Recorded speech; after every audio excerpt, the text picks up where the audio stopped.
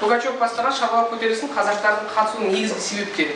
Не себептен қазақтар сонау Ресейдің территориясында болып жатқан көтеріліске, Ресейдің территориясынан бастаған қазақтар қатысты? Ал кім? Сұрағы айта ғой. Біріншіден мал жайылымы. Мал жайылымы бірінші себебі. Екінші себебі? Екіншіден қазақ халқына бекіністер салуы. Қазақ халқының территориясын. Дұрыс, тамаша. Тағы? Патша үкіметі 1752-55 жылдары жаңа есілге көшіп жүре алмады. Қазақтар, жақсы. Осы себептерге байланысты шаруалар көтерілісі болды, Тағы не айтуға болады? Тағы қосымша. Жақсы, айта ғой қосымша. Жайық қазақтардың жеріндегі егіндерді таптап, сосын олардың шыққан өнімдерді астарды өздеріне тартып алып тұрды. Сөйтіп қайта-қайта шапқыншылық жасап, содан соң қазақтардың арасында тыңшы бар деген сылтаумен олар қазақтардың арасына кіріп, өтірік сылтаумен оларды жазалап жүрді. Жақсы. Өткен сабақпен бір байланыстырып жүріп, қазақтар деп отырғанымыз кімдер? Олар орыстың жауынгерлері болатын, өздерінің ұлты жоқ, мемлекеті жоқ. Олар жасақ болып келеді. Халық емес. Халық емес. Жақсы. Жақсы, әрі қазақтардың көтеріліске қатысу барысы. Жалпы неше кезеңнен тұрды, қалай қатысты, кәне соған. Екінші қатар бастайды. Саттатайық, уақытымыз тығыз, жұмысымыз көп біздің әлсіз. Кәне Диана. Айта ғой. Диана, өзің айта. Олар бірнеше кезінен тұрды. Бірінші кезінде олар қазақтардың жерін белгілеп қай жерге шабуыл жасайтынын тараған.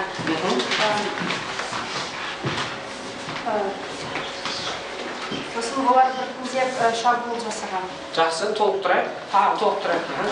Нұралы хан өзінің мың әскерімен Ресей патшалығына барып, өзінің әрқашан сол Ресейге кіретінін, яғни оған көмектесуге әзір екенін айтады.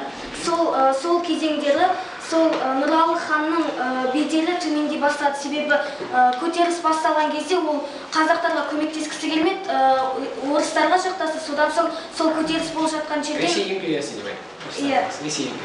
Ресей империясына көмектескісі келді, сосын көтеріліс болып жатқан жерден аулақ кетуге тырысты. Жақсы.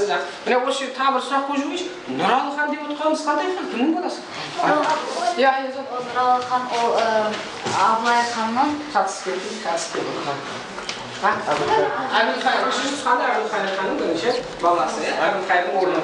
Жақсы, қатысу барысы. Тағы не айтуға болады? Нұралы хан Пугачевқа сен жақсысың деп, және Ресей империясының патшасына саған көмектесемін деп, екі жаққа да бірдей болып жүрді. 200 адам болды ма? Жоқ, ол қазақ жақтан қолдап тұр ғой. Қазақтарды да қолдап тұр. Егер Пугачев ұтылып қалса, қазақтар Ресей империясы қазақтарға қарсы шығатын болды. Ал егер Пугачев ұтса, олар Ресей халқын тағы да Ресей халқына шабуыл жасай бастайтын еді. Және ол мықты стратег болған. Жақсы, рахмет. Біріншіден Пугачев дегеніміз кім? Оның мақсаты не? Осыны кім айтып береді? Мақсаты не Пугачев? Ол мақсаты не? Көтеріліске шыққан Пугачевтің мақсаты не? Қайда ғой? Ол Емельян Пугачев өзінің қазақтардың қандай тобын ашты? Дон ба, әлде жайық па? Дон қазағын ашты. Ол Ресей империясындағы өз орнын алғысы келіп көтерілістерді бастайды. Жақсы. Әрі қарай кеттік.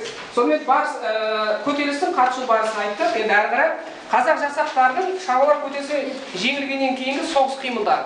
Аяжан? Патша үкіметі түріктермен соғысты аяқтағаннан кейін ол көтеріліске әскер жіберді. Ол көтерілістің жетекшісі Пугачев ойсырай жеңілді. Ол Мәскеуде қатаң жазаланды. Ол жеңіліп қалғаннан кейін қазақтар берілген жоқ. Олар арбадағы азық-түліктерді тонап, олардың шөптерін жандырып, және егіндерін таптап кетіп жүрді. Және олар Пугачевтің жеңілгенін мойындамай, өздерін білгендерін істеп жүрді. Жақсы, бала, бір сұрақ қойма, қолыңызда да келетін сұрақ. Пугачевтің көтерілісінің бас кезінде неге Ресей бірден басып тастамады дейді? Вот сонау Пугачевтің көтерілісі 73-те басталды. Сол кезде неге басып тастамады? Бірден Ресей империясы, иә? Олар соғыс жүргізді ғой. Кіммен? Түркиямен. Түркия несі? Дәлірек айтсақ, тарихи мемлекет Осман империясымен. Сондықтан көп мәскердің көпшілік бөлігі Кавказда болыпты, сол арада тез басып тастай алмады. Сондықтан. Ал жақсы. Мынау Емельян Пугачев туралы қосымша мәлімет, оны қай жерде жазады дедік? Мәскеуде.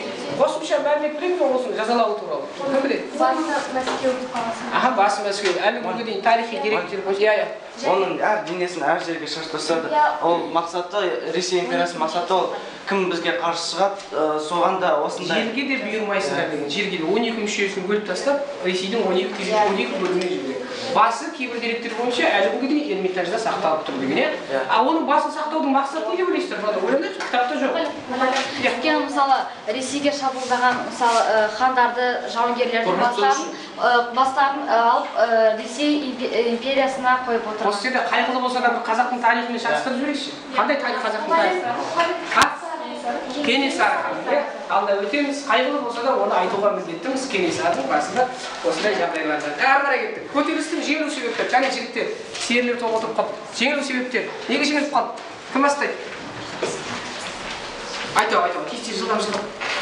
Өйткені ол қазақтардың жеңілу себептері, өйткені оларда жоспар болмады, және олар бір жағынан қазақтар, екінші жағынан олардың Топтарымыз, көмектесіңізші, не болсын? қалмақтар жоқ. Емельян Пугачев жеңіліске ұшырағанда оның Емельян Пугачев деп атуға тыйым салды. Тыйым салды. Кімде-кім атайды, оны дүре соқты, дұрыс па? Одан кейін Ал географияға қандай өзгеріс келді? Географияға Есіл Жайық өзеніне Орал деген өзгерді. Неге Жайық өзенінің қандай кінәсі бар бұл жерде? Көтеріліске өзен қатысқан жоқ па? Өзеннің қандай кінәсі бар? Мүлдем тарихтан атын өшіру үшін кімде-кім атын айтады, дүре соғында жетірек. Кімде-кім жаңағы өзеннің атын да өзгертіп жүрді. География қазақтың атаулы Жайық өзенін кейіннен Орал тауларына байланысып, Орал деп өзгертіп жүрді. Тағы жеңілуінің тағы себептерін айтайықшы балалар. Кім айтады? Тез қысқа нұсқа. тағы да андай бар штабпен іс-қимыл болған. Иә, бір орталықтанған. Қазақтар башқұрттармен, қалмақтармен бірге болғанда оларда бұрынғы кикілжің пайда болған. Кімнің кезінде кикілжің? Еске түсіріңіз? Кімнің? Әбілқайырдың кезінде башқұрттар шауып келген жоқ па? Сондықтан көтеріліс көп ұлтты бұл. Дұрыс па? Көп ұлтты. Бірақ дегенмен де ұлттар бір-біріне әлі тарихи сенімсіздіктермен көзқараспен қарады. Себебі Әбілқайырдың кезінде қалмақтар, башқұрттар қалмақтарды шапты, қазақтар башқұрттарды шапты. Міне осымен көп ұлттылықтың бір зияндылығы да осында болды оларда. Жақсы отыра ғой. Жақсы ары қарай кеттік. Мынау Пугачев туралы бір мәлімет айтып жіберейікші. Сіздерде ғой. Қазақтардың шабуыл көтерілісіне қатысуының тарихи маңызы. Тарихи маңызы, шабуыл көтерілісіне қатысуының тарихи маңызы өте зор болды. Еділ Жайық бойында орыс, башқұрт, қалмақ және қазақ, түркі халықтары олар отаршылдық саясатқа барды. Жақсы. Қосатын бар ма? Көтеріліс басып жаншылағаннан кейін қазақтың кейбір халықтардың мәжбүр жаншылығы болды. Және мәселен 1782 жылдары кіші жүздің қазақтардың Еділ мен Жайық арасындағы қыстауға рұқсат етілді. Жақсы, кіші жүз деп жатырмыз. Тек қана кіші жүз қатысты ма? Қандай жүз қатысты? Қандай сұрақ кітапта жоқ? Неге ұлы жүз қатысты? Ұлы жүз ол Алматы жағынан тұрғысында ол Ресейге алшақ, шектескен, Ресеймен шектескен, сондықтан қатысқан. Жақсы, мына Пугачев туралы бір тарихи мәлімет айтып жіберейік. Қай қалада Емельян Пугачевтің ескерткіші бар? Музейі бар.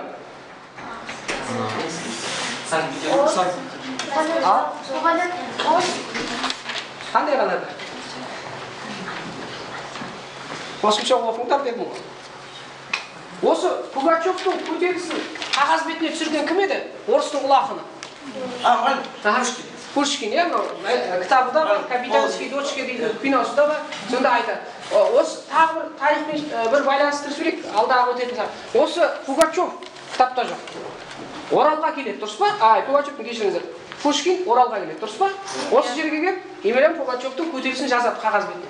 Және қазақтың құнды қандай дүниесін жазып алып кетеді өзімен бірге. Оны 3 адам жазды. Жанақ жазды, Шөже жазды, үшінші кім жазып кетті? Пушкин нені жазды Пушкин? Ойланамыз.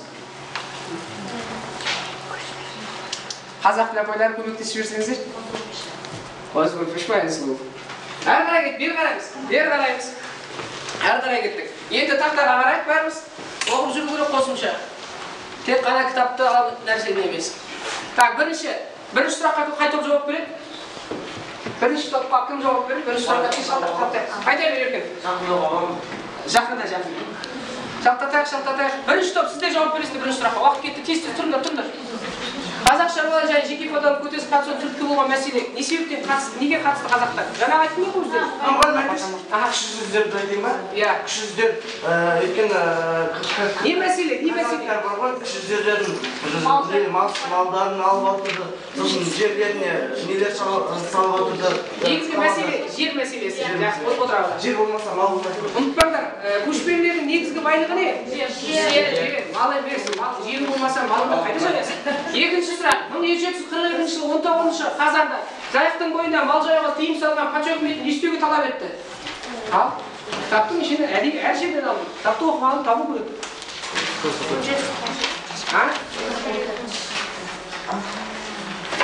Не істеуге талап етті? Кәне, үй тапсырмасы. Кім жауап береді? Жайықтың бойында мал жаюға тыйым салған патша үкіметін не істеуге талап етті? Ау, шаттатық.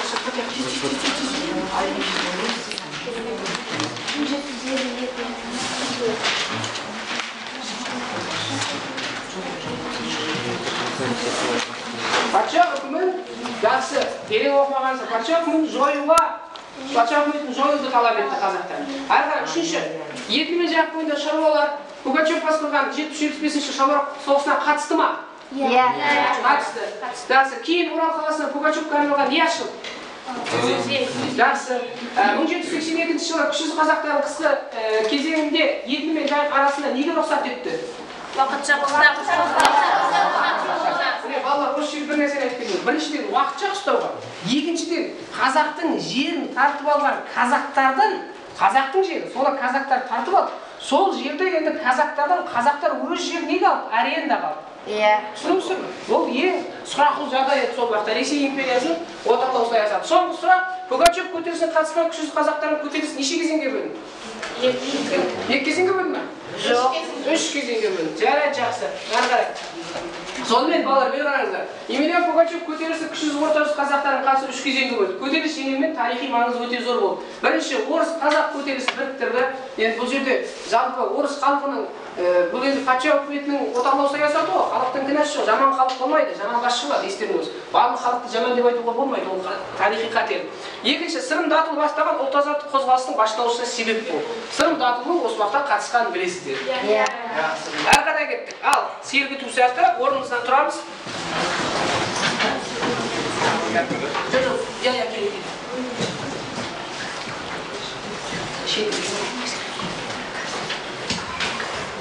Ал, қазір жұмысты көп жасаймыз, сондықтан шаршап қалмау үшін. Мына жерде не істеп жатыр, соны қайталаймыз.